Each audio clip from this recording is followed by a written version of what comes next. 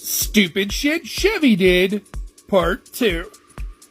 The year was 1920, and Chevrolet was doing their best to come out with a new design that would give them an edge over their number one competitor, Henry Ford. At the time, the lead engineer at Chevrolet was a guy by the name of Kittinger. Now, Kittinger had actually been doing some experimenting with different types of cooling systems. At the time, the most common cooling system, for obvious reasons, was the water-cooled system. But Kittinger thought that he might have just stumbled upon a new way to cool an engine. Kittinger was going to dabble in air-cooled technology.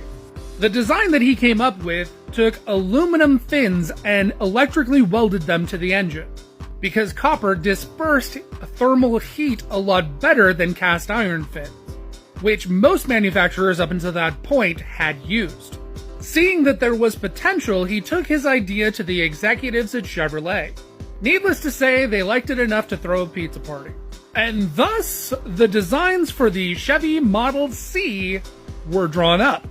Now at this point I should probably tell you that they didn't do a whole lot of testing before going into production. So, for those of you that have never seen one, this is a Chevrolet Model C, released in 1920. Now, you see how everybody in this picture is smiling? Yeah, they won't be for much longer. Although Chevy did end up selling about 100 Model Cs that year, every single one of them, the owners complained that the car constantly overheated. It was so bad that Chevy actually had to recall all of those cars and retrofit them with water-cooled systems.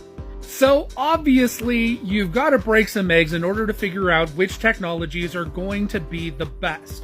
But in this case, the egg was on Chevy's face. From that point on, Chevy did a lot more R&D and testing before releasing a vehicle to the public. But unfortunately, that didn't keep them from